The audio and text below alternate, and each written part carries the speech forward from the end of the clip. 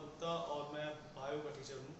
और हम लोग इस साल 11th में जो नए बच्चे गए हैं, पहले तो उनका मैं स्वागत करूँगा बायो में, क्योंकि वो अपनी एक विंग चुने हैं और इस वीडियो को मैं स्पेशली उनके लिए ही बना रहा हूँ। ठीक है, तो जनरली हम लोग ये 11th क्लास में पहली क्लास बना रहे हैं, तो जानना बहुत ज़रूरी है कि बायो में हम कैसे पढ़ाई करें, कैसे करें। इसमें बहुत सारे टर्मिनोलॉजी है, कॉन्सेप्ट है, फिजियोलॉजी है, तो किस तरह से ये सब करें, ये आसान है, हार्ड है, कैसा है। तो आज मैं इसके बारे में सिर्फ इंट्रोडक्शन दूंगा और बायोलॉजी के बारे में आपको कुछ चीज़ें बताऊंगा जिससे आपको बायो पढ़ने में आसानी होगी, तैयारी करने में आसानी होगी और आप आराम से नीट या बायोटेक या फिर माइक्रोबायोलॉजी जिस फील्ड में जाना चाहते हैं, बायोलॉजी की अगर किसी फील्ड में जाना चाहते हैं तो वो आपके लिए बहुत ही आसान होगा। आपको ये बात बता दूं कि अभी जैसी करंट सिचुएशन है कोरोना वाली, ये वायरसेस के वजह से ये सब अभी जो डील कर रहे हैं इनसे डॉक्टर्स, बायोटेक्नीशियंस जो इनके वैक्सीन बना रहे हैं, ये सब बायो के फील्ड के ही हैं।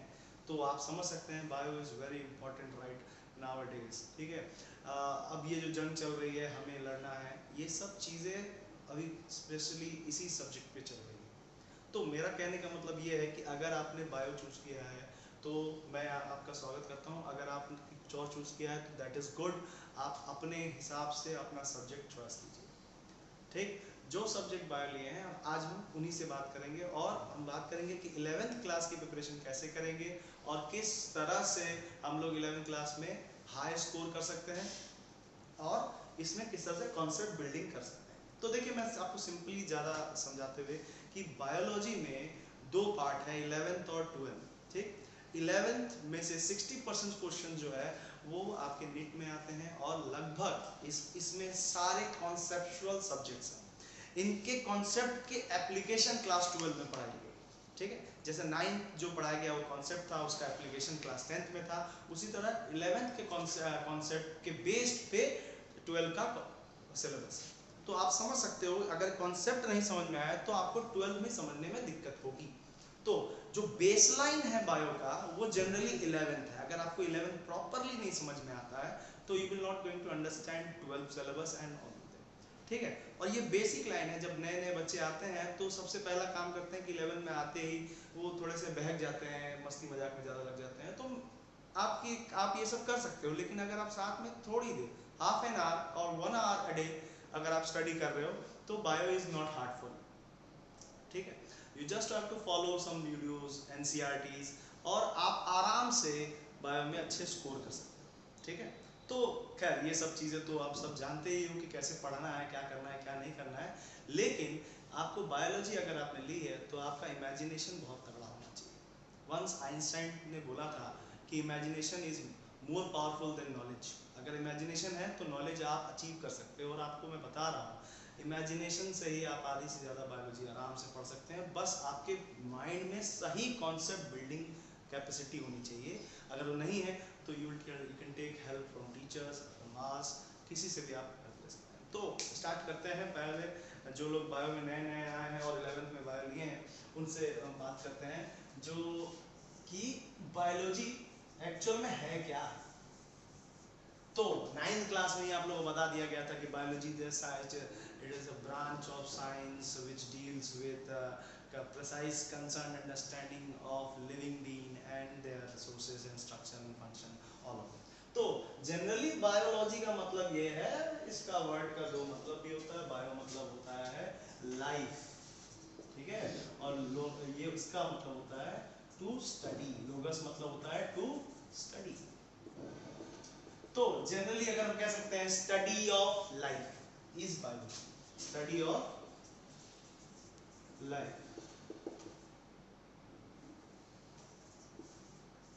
Is called biology. लेकिन क्या बस ये वर्ड इतना ही डेफिनेशन दे देने से काम हो जाता है? नहीं, बायोलॉजी में कई ब्रांचेस हैं जो हम लोग 11th में ही पढ़ेंगे, 12th में पढ़ेंगे, जैसे कि anatomy, physiology, morphology, structural engineering. ये सारी चीजें हम लोग बायो में ही पढ़ेंगे। और आपको बता रहा हूँ ये बहुत इंटरेस्टिंग है। अगर आप लाइन से कॉन्सेप्ट बनाते हुए जाते हैं, आपका बुक इतना वेल डिफाइंड डिजाइन किया गया है एनसीईआरटी कि अगर आप लाइन से पढ़ते जाते हैं तो आपको सारा कॉन्सेप्ट बिल्डअप अपने आप होते जाएगा। अगर आप सोचेंगे बीच से पढ़ाई स्टार्ट करें तो पीछे वाला टॉपिक कही है, तो कॉन्सेप्ट बिल्डिंग में करिए। तो 11 जो है वो बुक जो है पूरी एक ही चैप्टर है, आप कह सकते हैं। अगर आप उसको प्रॉपरली पढ़ें तो आपको इतना समझ में आ जाएगा कि लिविंग बीइंग क्या है।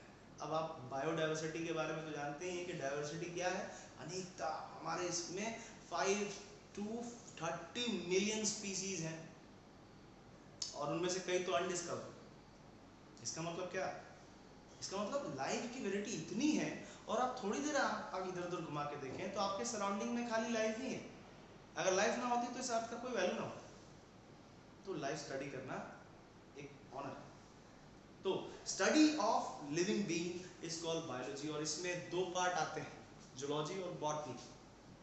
जूलॉजी ह्यूमन एनिमल्स को पढ़ने की स्टडी होती है, बॉटनी पेड़ पौधों को पढ़ने की होती है। तो खैर ये सब तो हम लोग डिस्कस करेंगे जब हम लोग स्टार्ट करेंगे वो चैप्टर्स, तो हम लोग बोलेंगे इसको बॉटनी इसको जूलॉजी बोलते हैं, तो आपका कॉन्सेप्ट यहाँ क्लियर हो जाएगा। ठीक है, तो मैं जो कहना चाह रहा हूँ वो सुनिए। मैं ये कहना चाह रहा हूँ कि बायोलॉजी जो है वो बहुत ईजी है अगर आप कंटिन्यूसली एफर्ट रखते हैं और नाम का मतलब पढ़ने लगते हैं, नाम का मतलब समझने लगते हैं, तो it is very easy for you to understand biology. ठीक है, तो सबसे पहले तो ये है कि भाई हम लोग पहला चैप्टर से स्टार्ट करेंगे। आपके यहाँ 5 यूनिट है, 5 यूनिट में सबसे पहला डाइवर्सिटी ऑफ लाइफ है, जिससे सिर्फ 7 मार्क्स के आपके 11th के क्लास एग्जाम में आएंगे। ठीक है, उसके बाद आपका स्ट्रक्चरल यूनिट है ऑफ एनिमल एंड प्लांट, जो इसमें हम लोग मॉर्फोलॉजी और एनाटॉमी पढ़ेंगे, उसके अंदर क्या क्या होती है, कैसे स्ट्रक्चर होते हैं, क्या होता है, ये सारी चीज़ें पढ़ेंगे। वो आपके 12 मार्क्स के आते हैं। फिर हम लोग साइटोलॉजी पढ़ेंगे, मतलब सेल बायोलॉजी पढ़ेंगे, सेल बायोलॉजी में सेल डिवीजन पढ़ेंगे, तो वो जो है आपके कम से कम 15 मार्क्स के उसमें से क्वेश्चन आ रहे हैं। ठीक है, और प्लांट फिजियोलॉजी और ह्यूमन फिजियोलॉजी बहुत इंटरेस्टिंग है। प्लांट फिजियोलॉजी और ह्यूमन फिजियोलॉजी में आप जितने भी आपके मन में सवाल हैं कि ये कैसे होता है, वो कैसे होता है प्लांट में और एनिमल में, बीमारी कैसे होती है, आपके अंदर की फिजियोलॉजी, ये सब आपको क्लियर हो जाएगा। It is of 18 marks both. तो ये सब मिला के 3 घंटे का पेपर आपका बनता है 11th का। और आपको एक और चीज़ बता दूं, ये सब में से 60% क्वेश्चन जो है वो नेट में आते हैं डायरेक्ट। तो समझ में आ ही सकता है कि ये 5 यूनिट कितना इंपॉर्टेंट है। तो हम लोग पहला यूनिट से स्टार्ट करेंगे और लाइन से आगे बढ़ते जाएंगे एनिमल फिजियोलॉजी तक। बिलीव मी, आपको बहुत मजा आएगा। आपको बस समझ में जब से आने लगे, अगर आपने मेरी कोई वीडियो नहीं देखी है तो 10th की एक वीडियो डाली है जिसमें मैंने लाइफ और लाइफ प्रोसेसेस बताया है, 12 की भी डाली है, तो आप उसको अगर देख लेंगे तो आपको एक ऑलमोस्ट आइडिया हो जाएगा कि मैंने सिर्फ उसमें 11 की झलक दी। ठीक है, तो आपको उसमें उसको पढ़ के उसको वीडियो को देखेंगे तो आपको रियलाइज हो जाएगा कि 11th में क्या है। वो तो एक लेवल एक मैंने दिया है, उसका नेक्स्ट लेवल क्या होगा। ठीक है, हम लोग पूरी बारीकी से अंदर घुसेंगे, लेकिन बारीकी से पहले अगर उड़ना हम सीख जाएं तो ठीक नहीं है। पहले हमें रेंगना पड़ता है, फिर हम चलते हैं और फिर दौड़ना और फिर उड़ने की सोचते हैं। तो पहले हम लोग रेंगेंगे, उसके बाद इजी कॉन्सेप्ट से स्टार्ट करेंगे और हार्ड तक जाएंगे। तो डरने वाली कोई बात नहीं है, इट्स वेरी इजी। सबसे पहले तो आप अपने अपने अपने आप को हमेशा मोटिवेटेड रखिए, सेल्फ स्टडी पे ज़्यादा भरोसा कीजिए और बुक्स एनसीईआरटी फॉलो कीजिए। एनसीईआरटी पढ़ने के बाद ही कोई साइड बुक पढ़िए, क्योंकि एनसीईआरटी में आपको रियल कॉन्सेप्ट दिया हुआ है और उसी का वास्ट वर्जन, जो बढ़िया फैला हुआ वर्जन है, वो रेफरेंसेस में इस्तेमाल किया है। तो do studies NCERT first and then you open your references. Now let's get start the first chapter, the first unit called the living being. What's the living being? Living being क्या है? तो living being के पहले मैं आपको ये हमेशा ही जब भी क्लास स्टार्ट करता हूँ या कोई सेशन स्टार्ट करता हूँ तो मैं ये ज़रूर बताता हूँ कि व्हाट इज लाइफ, लाइफ क्या है। और इस चैप्टर में हम लाइफ के प्रति ही कंसर्न रहेंगे, बिकॉज ये डाइवर्सिटी समझने से पहले हमें ये तो पता होना चाहिए कि एक लिविंग बीइंग और एक नॉन लिविंग बीइंग में क्या डिफरेंसेस है, कैसे हम किसी चीज़ को लिविंग कह सकते हैं, क्योंकि अर्थ तो हमारे पास ग्रह तो बहुत सारे हैं, किसी में लाइफ नहीं है और इसलिए उनका कोई वैल्यू नहीं। लेकिन हमारा अर्थ प्रीशियस इसलिए है क्योंकि इसमें लाइफ है। तो हमें सबसे पहले बेसिक कैरेक्टरिस्टिक जानना होता है कि लाइफ क्या है। ठीक है, उसके बाद हम समझेंगे कि बायोलॉजी का क्या यही एक नाम है कि कुछ और भी है, क्या यही एक डेफिनेशन कह सकते हैं। ये हम लोग लास्ट में, इस वीडियो के लास्ट में डिस्कस करेंगे। तो कीप इट विद मी। ठीक, तो स्टडी ऑफ लाइफ तो आप समझ गए कि बायोलॉजी क्या है, स्टडी ऑफ लाइफ है। तो first of all we have to know what is life. ठीक है, जैसे वीवो, बायो, ये सब क्या है, ये सब वीवो वर्ड जो है, जैसे आप लोग वीवो जैसे मोबाइल का नाम सुनते हैं, लेकिन एक्चुअली उसका मतलब होता है लाइफ, उसका भी मतलब लाइफ होता है। बायो, ये भी लाइफ होता है, ठीक है, बायोस बोलते हैं। तो लाइफ एक्चुअली कैसे डिफाइन कर सकते हैं हम लाइफ को, तो 4 क्राइटेरिया हैं इसके। There are 4 criteria which give us an idea whether a thing is living or not. ये कोई चीज लिविंग है या नहीं है, ये 4 क्राइटेरिया हम डिस्कस करेंगे। इस पे हम लोग ये भी डिस्कस करेंगे कि इनमें से कौन ऐसा लिविंग है जो ये सब नहीं भी करता, लेकिन इसमें कोई एक्सेप्शन नहीं है सिवाय एक वायरस के छोटे पे। I will go on it. तो जो 4 चीजें हैं आपकी, ग्रोथ, मेटाबॉलिज्म, रिप्रोडक्शन, और जो स्पेशली मैं 11th क्लास में बताता हूँ, रेस्पॉन्स, रेस्पॉन्स टू स्टिमुलस। ये समझने वाली चीजें, ये सारी समझने वाली चीजें। अब हम ग्रोथ बोल दिए, तो ग्रोथ में क्या, तो ग्रोथ, तो हम लोग स्टार्ट करते हैं ग्रोथ से। अगर कोई चीज लिविंग है, for an example this is non living and I am living, तो मैं जब पैदा हुआ था तो मैं छोटा सा था, मेरी साइज और मास दोनों बढ़े। तो ग्रोथ मतलब क्या, either increase in mass, increase in mass में सारे आ जाएंगे, जैसे इंक्रीज इन नंबर,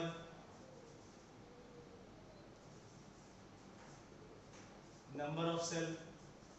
अब जैसे हम तो मल्टी सेलुलर है, हमारा एक सेल बड़ा होके हमारे साइज का तो हो नहीं सकता, तो जो मल्टी सेलुलर होते हैं उनमें नंबर ऑफ सेल्स बढ़ते हैं, तो उनका साइज बढ़ता है, ठीक है। और एक लिमिट के बाद जो बर्थ ऑफ सेल्स हो तो जो डेथ ऑफ सेल्स होते हैं वो बराबर हो जाते हैं, इसलिए हमारा हाइट या ये रुक जाता है, ठीक है। इंक्रीज इन शेप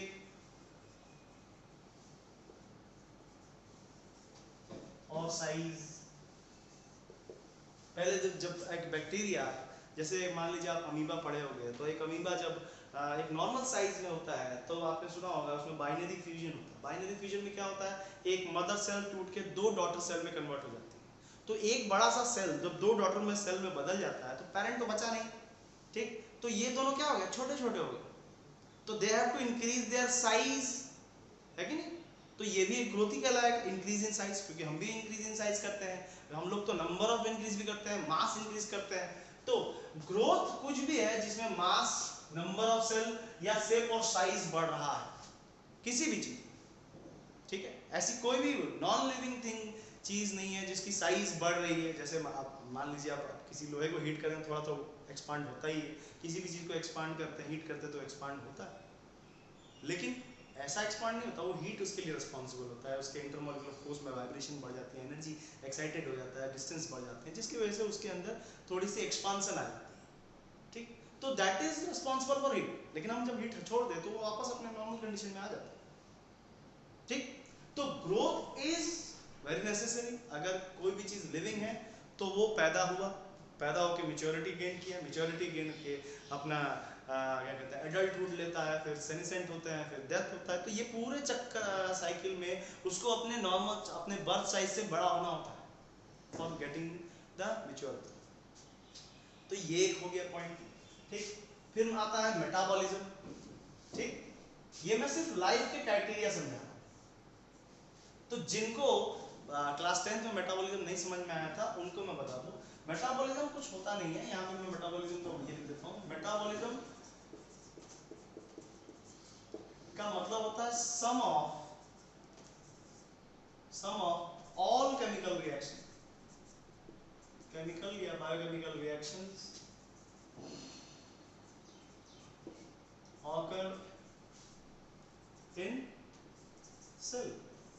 एक सेल के अंदर होने वाले जितने भी रिएक्शन है, जैसे रिएक्शन में क्या हो सकता है, कुछ बन सकता है, कुछ टूट सकता है, कुछ कन्वर्ट हो सकता है, इन सारे केसेस में उन सारे रिएक्शंस को ये तो नहीं बोल सकते आप। जैसे मान लीजिए कि अगर हम एक प्लांट सेल ले लें, उसमें माइटोकॉन्ड्रिया भी है, उसमें क्लोरोप्लास्ट भी है, तो क्लोरोप्लास्ट के अंदर फोटोसिंथेसिस हो रहा है। फोटोसिंथेसिस में क्या हो रहा है, कार्बन डाइऑक्साइड वाटर मिलके एक ग्लूकोज मॉलिक्यूल बना रहा है, ठीक। और वो ग्लूकोज मॉलिक्यूल को फिर हम लोग क्या कर रहे हैं, माइटोकॉन्ड्रिया में ले जा रहे हैं और उसको क्रैब साइकिल के थ्रू तोड़ के उसमें से एनर्जी निकाल ले रहे हैं। तो एक ही सेल के अंदर कोई चीज बन रही है, एक ही सेल के अंदर एक ही सेल के ऑर्गेनल्स के अंदर क्लोरोप्लास्ट में ग्लूकोज बन रहा है और उसी ग्लूकोज को उसी सेल के माइटोकॉन्ड्रिया में तोड़ के हम एनर्जी निकाल दे रहे हैं। तो हम तो ये नहीं कह सकते कि सेल में कुछ बनता ही है, तो सेल में तो कुछ टूटता भी है, यानी कि एक ही सेल के अंदर कुछ बन भी रहा है और कुछ टूट भी रहा है। तो हम इसको ऑल ऑफ सडन हम बोलते हैं, मतलब बनना बिगड़ने के बीच में चल रहा है सब कुछ, तो बीच में चल रहा है यानी कि मेटा। मेटा हम लोग, मेटा वर्ड का मतलब होता है इन बिटवीन, क्योंकि बन भी रहा है, सिंथेसिस भी हो रहा है, डिस्ट्रक्शन भी हो रहा है, तो इन बिटवीन मेटाबॉलिज्म। बॉलिज्म मतलब होता है कि प्रोसेसेस, ठीक है। तो प्रोसेसेस के बीच में जितने भी रिएक्शन हो रहा है, कुछ बन रहा है कुछ टूट रहा है, हम सबको मिला के मेटाबॉलिज्म बोलते हैं। तो मेटाबॉलिज्म किसके किसके बीच में है, इन बिटवीन व्हाट। तो मेटाबॉलिज्म जो है उसको हम लोग दो भाग में बांट सकते हैं, एनाबॉलिज्म और कैटाबॉलिज्म। एक सेल के अंदर ये दोनों चीजें होती हैं। अब जैसे मैंने थोड़ी देर पहले एक एग्जांपल दिया, एनाबॉलिज्म क्या है, एनाबॉलिज्म मतलब कोई भी चीज, कोई smaller molecule get together and combine and to form a bigger molecule. एक छोटी छोटी कई मॉलिक्यूल्स मिलके एक बड़ा मॉलिक्यूल बनाते हैं, ठीक है। जैसे कि कार्बन डाइऑक्साइड, वाटर, जो सनलाइट और क्लोरोफिल के प्रेजेंस में ग्लूकोज बनाते हैं, है। तो आप यहाँ देखिए, यहाँ पे 6 कार्बन डाइऑक्साइड 6 वाटर मॉलिक्यूल मिलके एक ग्लूकोज मॉलिक्यूल बना रही है, जो कि काफी बड़ा है, ठीक है। अगर मैं केमिकल स्ट्रक्चर ही बनाऊं तो कार्बन डाइऑक्साइड प्लस वाटर क्या दे रहे हैं, हमें दे रहे हैं ग्लूकोज। क्या दे रहे हैं,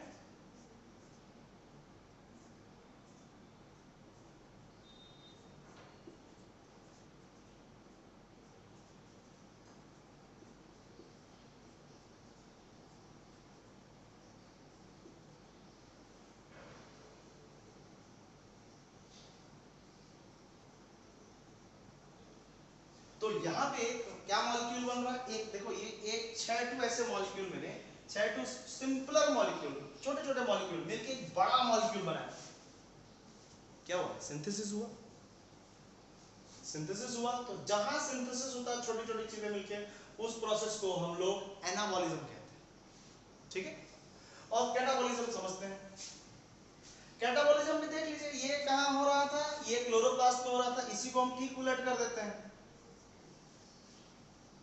अब ये माइटोकॉन्ड्रिया में हो रहा है। जब माइटोकॉन्ड्रिया में क्या हो रहा है, हम इसको तोड़ रहे हैं, इसी जगह पे जब इसको हम तोड़ेंगे तो कार्बन डाइऑक्साइड निकलेगा, वाटर निकलेगा और 38 एटीपीज बनेंगी, एडिनोसाइन ट्राइफॉस्फेट, एनर्जी निकला। तो हमने सन की एनर्जी को ट्रैप किया ग्लूकोज में, और फिर कैटाबॉलिज्म कर रहे हैं कि बड़े मॉलिक्यूल को तोड़ के छोटे छोटे मॉलिक्यूल में कन्वर्ट कर देने को, प्रोसेस को कैटाबॉलिज्म। इसको याद रखने के लिए, कैटाबॉलिज्म मतलब काटना और एनाबॉलिज्म मतलब ए फॉर एडिशन बोल सकते हैं। तो एनाबॉलिज्म और कैटाबॉलिज्म ये दोनों ही एक सेल के अंदर होते रहते हैं। अब एक सेल के अंदर जब ये दोनों प्रोसेस होते हैं तो हम कह नहीं सकते कि ये सेल कुछ बना ही रहा है या ये सेल कुछ बिगाड़ ही रहा है। तो सारे प्रोसेसेस को मिला के हम बोलते हैं ये सब इन दोनों के बीच में होते रहता है, इसीलिए हम इसको मेटाबॉलिज्म कहते हैं, ठीक है। मेरे ख्याल से आपको क्लियर हो गया होगा मेटाबॉलिज्म क्यों बोला जाता है, why it is in between, because synthesis is also going on and destruction is also going on in both the processes are occur in same cell, so we always used to say in between processes, ठीक है। that's why we use the word metabolism, ठीक है।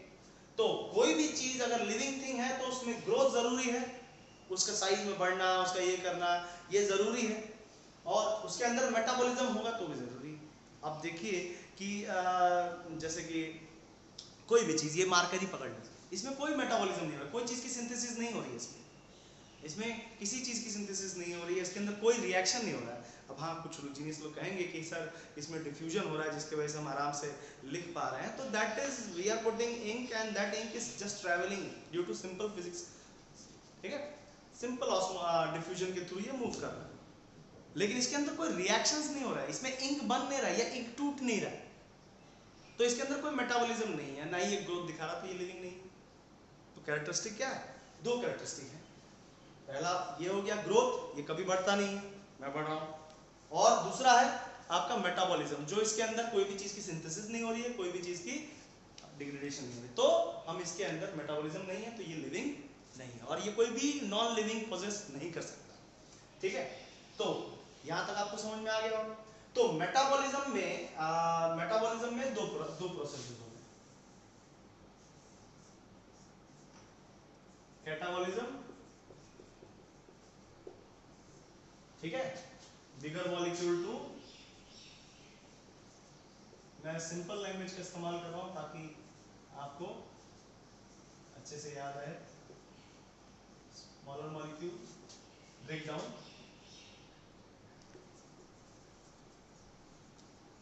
क्योंकि concept बहुत जरूरी है। उसके बाद एनाबॉलिज्म,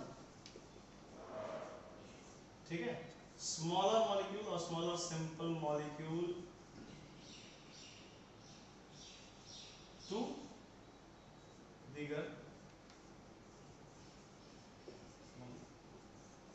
तो एक में सिंथेसिस हो रहा है और एक में डिग्रेडेशन हो रहा है। तो ये तो हुआ मेटाबॉलिज्म। तो लाइफ को समझने के लिए एक ये हो गया, एक ये हो गया। अब आते हैं reproduction.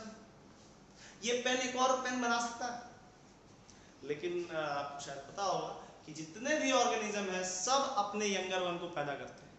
They all possess their progeny with a similar characteristic, मतलब अपने जैसा ही एक को पैदा करते हैं, ठीक है। तो रिप्रोडक्शन क्या है? Reproduction means to produce our own kind, ठीक है, और ये हर एक जीव करता है, जिसकी वजह से आज कंटिन्यूटी ऑफ स्पीसीज है और हम कंटिन्यूअसली इवॉल्व हुए जा रहे हैं। अगर ये रिप्रोडक्शन ना होता और हम ये इमॉर्टल होते तो स्थिति आज इतनी इवॉल्व नहीं होती है। हम वैसे के वैसे ही रहते हैं, बैक्टीरिया की तरह ही रहते हैं, और उसके बाद कभी इवॉल्व नहीं होता। इवन बैक्टीरिया भी नहीं बनते, क्लोज सेपरेट बन के वहीं रुक जाते हैं। एवोल्यूशन में आता है क्लोज सेपरेट, ठीक है। तो रिप्रोडक्शन जो है वो अपग्रेडेशन का एक प्रोसेस है। हम अपनी जीन को अपग्रेड करते हैं अपने पूरे लाइफ स्पेन में, कोई स्ट्रेस से बचने के लिए, और फिर वो परफेक्ट जीन हम आगे बढ़ा देते हैं, और ये कंटिन्यूअसली ये जीन अपग्रेड आगे बढ़ते जाता है, अपग्रेड होता है, आगे बढ़ते जाता है, और हमारी स्पीसीज जो है इवॉल्व होती है। इससे कंटिन्यूटी स्पीसीज भी बची रहती है, सर्वाइवल भी होता है, एवोल्यूशन भी हो रहा होता है, ठीक है। तो रिप्रोडक्शन भी बहुत इंपॉर्टेंट है और हर जीव करता है। जैसे आप ग्रोथ और मेटाबॉलिज्म वायरसेस में नहीं देख सकते, इसीलिए टेक्सोनॉमी में उसको रखा भी नहीं है। मोनेरा, प्रोटिस्टा वो किसी में नहीं, वायरसेस किसी में नहीं आते, ठीक है। और जब वायरसेस किसी में नहीं आते वो, इसीलिए उनको हम लोग कहते हैं without host it is dead, host के बिना वो मरा हुआ। लेकिन जब वो होस्ट में जाता है तो the virus use their central dogma, यानी कि उसके जो जिस होस्ट में जाता है उसका ऑर्गेनल इस्तेमाल करके वो अपने आप को रिप्रोड्यूस करता है, ठीक है। जब हम सेल पढ़ाऊंगा तो मैं आपको बताऊंगा कि किस तरह से किसी चीज़ का प्रोडक्शन होता है सेल के अंदर। Cell is act as a factory, किस तरह से एक नॉर्मल डीएनए के सीक्वेंस से एक स्ट्रक्चरल प्रोटीन का निर्माण होता है, ये हम लोग सेल बायोलॉजी में या साइकोलॉजी में पढ़ेंगे, और ये बहुत इंटरेस्टिंग, ठीक है। तो क्या, तो वायरसेस क्या करते हैं? वायरसेस अपने होस्ट के मेटाबोलाइट को इस्तेमाल, मेटाबॉलिज्म को इस्तेमाल करते हैं होस्ट के, और फिर अपने आप को रिप्रोड्यूस करते हैं। वो कुछ खाते नहीं है, उनका वैसा कुछ नहीं है, वो बस रेप्लिकेट होना जानते हैं, वो रेप्लिकेट होना जानते हैं बस। तो कोई भी लिविंग ऑर्गेनिज्म का एक सिंपल फैक्ट है कि वो खुद से सेल्फ रेप्लिकेट हो सकता है, ठीक है, सेल्फ रेप्लिकेट। अगर आपको पता ना हो रेप्लिकेट का मतलब, तो रेप्लिका वर्ड का मतलब होता है, रेप्लिका वर्ड का होता है टू कॉपी, अपनी कॉपी बनाना। और एक लिविंग बीइंग अपनी कॉपी हमेशा बनाते रहते हैं। जब हमारा डीएनए जो है अपना एक कॉपी बना के अपने पास रखता है, इसलिए हमारे पास दो सेट ऑफ जीन है। तो रिप्रोडक्शन एक प्रोसेस है। अब रिप्रोडक्शन दो प्रकार के होते हैं, सेक्सुअल और एसेक्सुअल।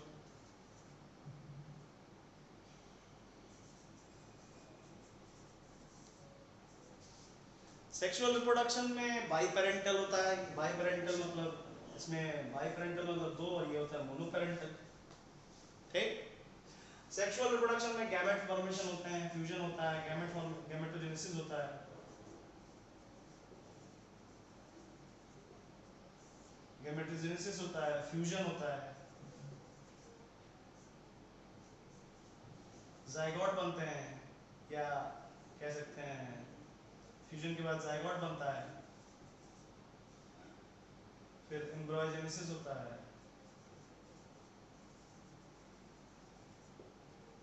फिर फॉर्मेशन ऑफ ऑफस्प्रिंग होता है।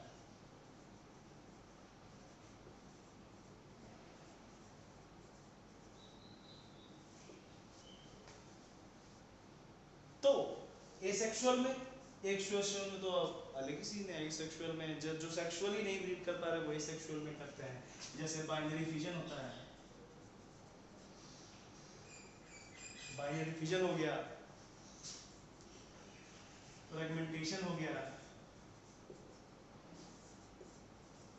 रीजनरेशन हो गया, बर्डिंग लिखते हैं थोड़ी, बर्डिंग हो गया, वेजिटेटिव प्रोपागेशन हो गया, कई।